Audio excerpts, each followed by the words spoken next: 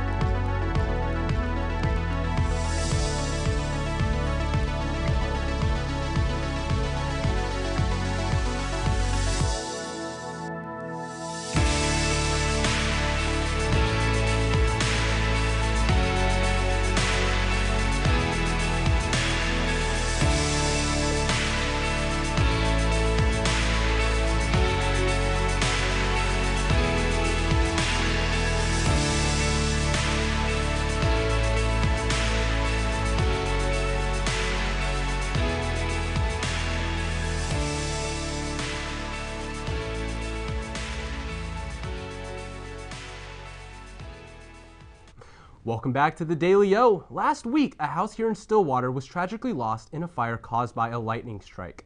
That house was home to 6 men. We were able to catch up with 2 of them who told us their story. Check it out. Includes Oklahoma City, Stillwater, and Tulsa. And again, that's for that round of storms this morning. Those will be pushing out around noontime, and that's when we take a look at the afternoon forecast, when we have a 30 to 40% chance of rain in the afternoon, but it will be less than what we are going to see this morning. So make sure that you have that umbrella, that poncho, that rain jacket for the remainder of the day, just to be safe in case there's any pop-up storms like yesterday. We're going to be seeing highs around 90. And so I had a missed call from one of the guys that lives next door. So I called him back and he said, hey, your house is on fire. There's like 6 fire trucks here. When you get back, don't come around front. You have to come in the back. When we pulled up, we thought the entire thing was going to be on fire, but luckily it was just a small fire. Unfortunately, though, it was right between our 2 rooms, so we knew it would end up being pretty serious. I thought my whole room was like gone. I didn't really know the seriousness of it, but one of the firemen came out and was talking to us, and he said, hey, who's in those top corner rooms? And we said us, and he said, yeah, it's not good. We ended up spending about an hour and a half outside until we were finally able to come back in. Went upstairs and just started shoving anything that we could possibly get our hands on or salvage or anything into these bags, getting them out the door and over into our next door neighbor's house. Our beds were trashed. Kevin lost a TV. I ended up losing my laptop. We both had shoes that were lost, a little bit of clothes. Basically anything that wasn't in the closet ended up being trashed. So I don't know about you, I even had like old textbooks and notebooks and things like that. I had a new textbook that I had just gotten for this semester. Yeah. I love living here. We were only here for a week and it was really fun, really enjoying it, and so obviously super upset, but it definitely could have been a lot worse, so I was trying to look on the bright side. If I had one piece of advice, I would say get renter's insurance.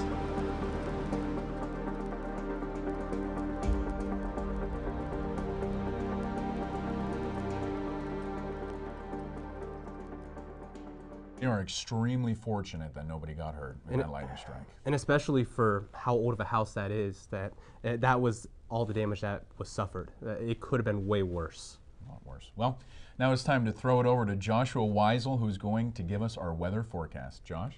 Thanks, guys. Glad that those guys in their house are all right. Fortunately for the Stillwater area, we don't really have any sort of widespread storm chances for the next couple of days, but we're going to be getting into the forecast here in just a little bit. We're starting off with the current conditions. Currently, temperatures are around 92. Feels like 99 because we do have that pesky humidity. That's sticking around 50%, and then we do have some slight winds that are noticeable out of the south-southeast, around 10 miles an hour, so it's a relatively pleasant evening across the area. Taking a quick look at the hour-by-hour forecast for the rest of this evening, really nothing big headlines-wise, across the area. Mostly clear skies, and then to start off the weekend, we're going to be talking lows around 72, around 7 a.m. So let's take a quick look at the overnight forecast for tonight. Stillwater 72, Oklahoma City 72, 71 in Norman. And then taking a look for our friends in Tulsa, we're talking lows around 73 tonight across the area. So beautiful evening. If you have any evening plans across the area, it is going to be a pleasant evening, so enjoy it. All right, so taking a quick look real quick, this is the biggest weather headline, and just a little bit ago, they upgraded it. So if you have friends and family in the Louisiana coastal areas, this is Hurricane Ida, and it strengthened much faster than we anticipated, and the current situation looks to be like it's strengthening into a Category 4. Currently, it's over near western Cuba. It was expected to become a Category 2 later this evening. And then unfortunately for southern Louisiana, we're talking potentially Category 4 hurricane. So just a quick heads up, significant hurricane could be making its way into southern Louisiana, up into northern Louisiana. Rain, storm surge, hurricane conditions are likely, so stay tuned to the forecast and let your friends and family in the area know that it could be approaching around 8 p.m. Sunday is when we could expect potential landfall. And then real quick, taking a look, this is the hurricane warning across the area. Real quick, I guess it's not going to load, so excuse me. We do have a hurricane warning. It'll load up here in southern Louisiana, and that is in effect for the next couple of days as that storm approaches on Sunday. There it is. Okay, so this is where the hurricane warning is in effect for southern Louisiana. Like I said, give your friends and family in that area heads up, and if you're tuning in, also make sure that you're staying tuned to local officials. So we're going to end this real quick with my 10-day forecast. For today, it was rather warm, but not as warm as it was the other day. So that's some good news. We were at 97 for a high today. We're going to be slightly cooler tomorrow into Sunday. Low chance of rain on Sunday, but otherwise it's going to be relatively pleasant. And then we do have the potential for that tropical rain, but that's whether or not Ida makes its way further to the northwest or to the northeast. So if it makes its way further to the west, we could have some rain chances. Otherwise, we're expecting low rain chances into early next week, and then to start off the weekend, maybe some low rain chances by Sunday of this upcoming week. So thank you for tuning in. We're going to throw it back to you at the news desk. So thank you for tuning in. This is officially you. Thanks, Josh. Great to always hear from you. And, you know, it feels great that we're finally getting away from the 100 degrees. Now, I just hope we can get to 70 a lot quicker, all right? The nice thing about the weather going down is when I walk to Canes from my car, I won't have to sweat as much. Because that about 20 feet walk, I start sweating as soon as I open the doors. So I'm looking forward to some cooler weather. Tomorrow is the 15th annual Remember the 10 run. The fun run begins at 8 a.m. and the 5 and 10K run starts at 8:30 a.m. There's also a virtual run option this year. The Remember the 10 website asks that runners line up along Duck Street according to pace. All races start south of Duck Street and Matthews intersection. Remember the 10 is an event in memory of the 10 members of the OSU family that lost their lives in a plane crash on January 27th, 2001, while flying home from a men's basketball game. In national news, the number of U.S. service members killed in a series of attacks outside the Hamid Karzai International Airport in Kabul on Thursday has risen to 13, with 18 more wounded. Marine Commandant General David Berger said, quote, "These fallen heroes answered the call to go into harm's way to do the honorable work of helping others. We are proud of their service and deeply saddened by their losses. Our Marines will continue the mission, carrying on our Corps' legacy of always standing ready to meet the challenges of every extraordinary task our nation requires of her Marines." End quote. The attack was started by an ISIS suicide bomber who approached a group of Marines outside the Abbey Gate. Total losses of the attack are still being calculated, but it is one of the single deadliest incidents in the U.S. military in the 20-year conflict in Afghanistan, surpassed only by Operation Red Wings. Our thoughts and prayers are with the family members of the injured and deceased. We thank those serving our country and risking their lives every day to keep us safe. We're going to take one more break, and when we come back, we will run through everything sports. Stick around. Oh, there you go. Superstar. The end of the practice is when we do all of our, intensity drills. Okay. She was going at it. Stop. If we get them to Detroit by, let's say Monday the 15th.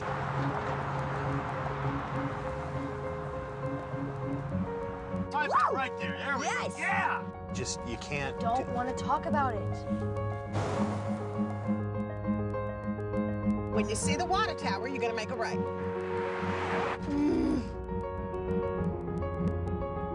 If we win this, is the one way to get to the playoffs. I know.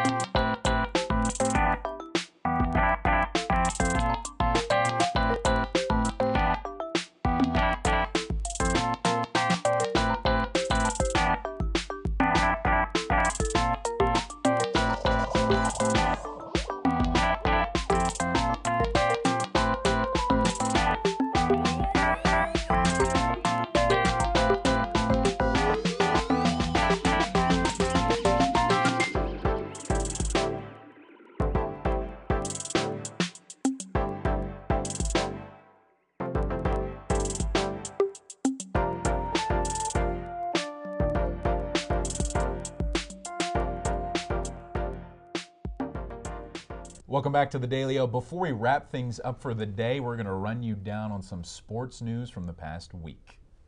Cowgirls soccer took on the Sooners in Norman for a preview of future Big 12 play on Thursday and had both fresh and familiar faces take the spotlight. OSU got on the board first in the 18th minute for the only score they would need in the game after star senior Grace Yoakum found fifth-year Gabriella Coleman in the box, who sent it in the near post for her second goal of the season. The Cowgirls added another in the 58th minute with some milestones when freshman Anna Hurley recorded the first assist of her career after finding Summer Chafin's left foot for the score. It was Chafin's first goal and her first career goal and her first career start. The Cowgirls will be back in action on Sunday, August 29th at Neil Patterson Stadium when they host Wright State.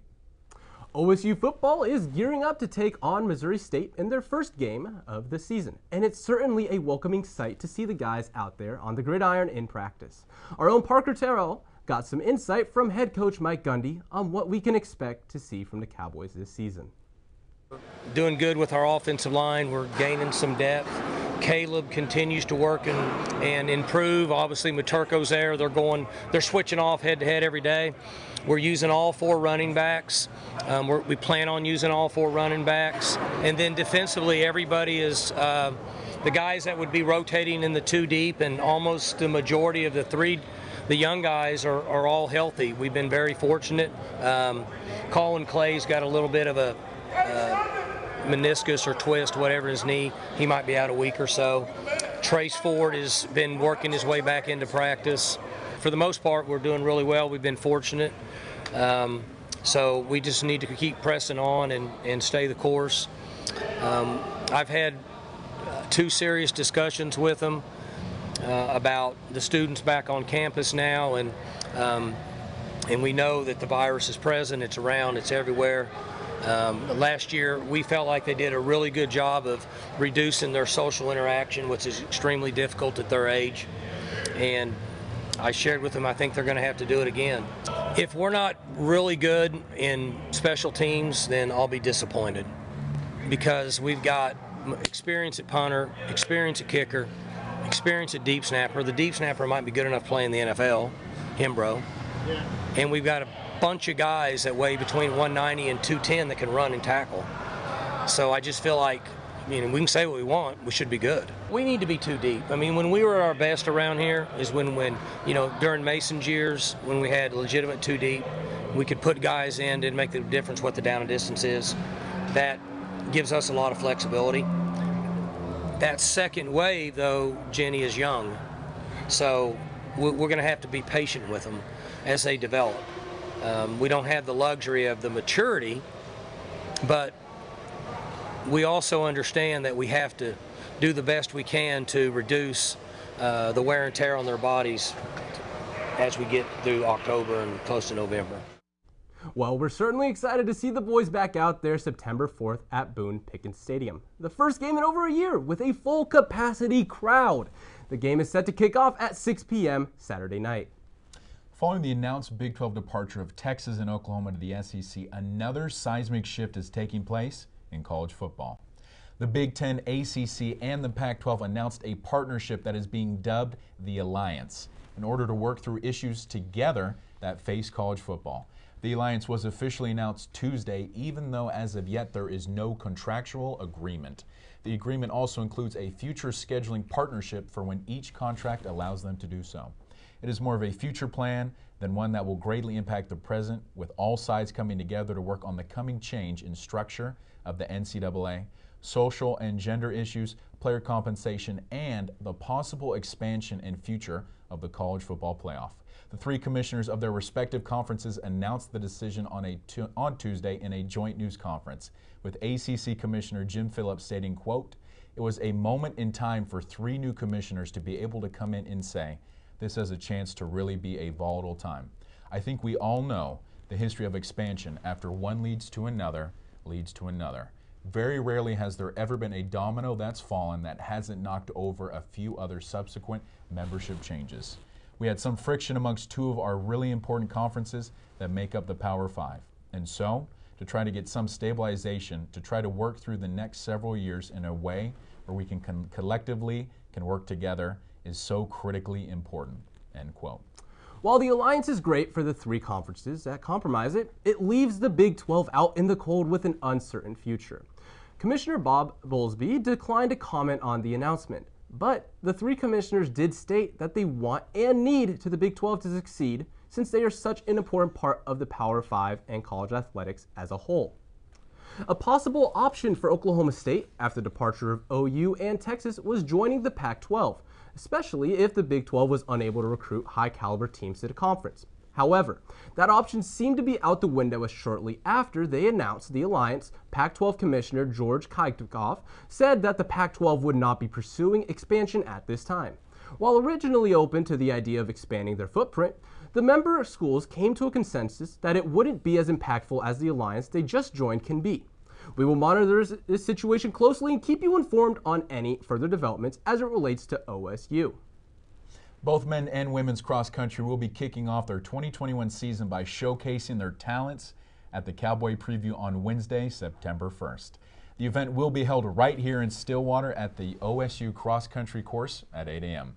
This event gives both teams a chance to compete against each other in front of their biggest fans for the first time and gives them a feel for the competition they will face ahead. The Cowboy squad finished off the 2020 season by capturing third place at the NCAA Cross Country Championships, while the women finished 24th, with sophomore Taylor Rowe finishing as the runner-up in the championship 6K. This season, the men will have 3 All-Americans returning, as Alex Mayer, Isaiah Rodriguez, and Victor Shizama are gearing up for the season. All-American standout Taylor Rowe returns for the women. Make sure to come out and support both squads when they take the course Wednesday morning. The 15th Paralympics are underway in Tokyo, although China is winning the medal race. An American teen set the new world record yesterday. 17-year-old Anastasia Pagonis broke her own record in the 400 freestyle S11 to win the United States' first gold medal in Tokyo this year. This was the first international swim meet of her career. She swam a time of 4:54.49 to win gold and was almost 11 seconds ahead of the rest of the field. Pagonis is from Long Island and is legally blind. She, along with the help of her guide dog Radar, got in the pool 3 years ago and is now a gold medalist. What a great story out of Tokyo, Asa. Staying on that international stage, fans of the world's most popular sport will turn some of their attention to the UK, as the world's most followed person on Instagram joins the Premier League. Star Portuguese soccer player Cristiano Ronaldo is heading back to Manchester United 12 years after leaving for Real Madrid and will sign a 2-year contract, most recently playing for the Juventus in Italy. Ronaldo has been one of the faces of soccer around the world over the past decade. Previous reports had been mentioning a possible move to United's crosstown rivals, Manchester City, but they backed out at the last minute, allowing United to swoop in. This is an exciting addition for Manchester United as they look to begin dominance in the Premier League after a string of dominance in the early 2000s, which we saw 5 first-place finishes in 7 years. Hey, that will do it for our show today. Make sure you follow us on social media at @TheDailyo_TV. And you can also watch our show on Amazon Fire Stick, Apple TV, Roku, and on Sudlink Channel 112. And make sure to help spread the word about all the cool things happening here at Ocali TV. We will be back in studio next Friday at 5 and back out on campus this Monday. For The Dailyo, I'm Asa Lucas. And I'm Connor Bergen. Have a good weekend. And don't forget, go Pokes.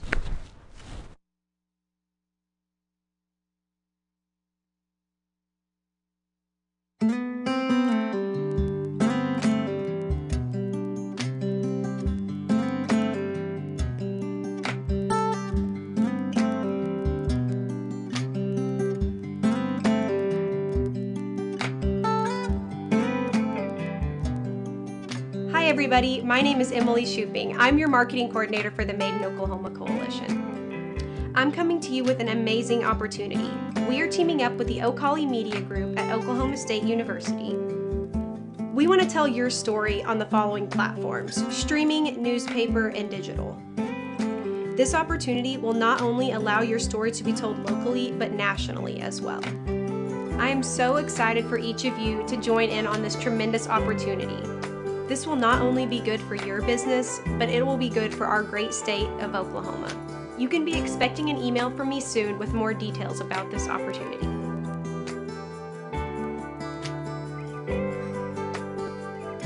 Local has a name, local has a face, local has a flavor.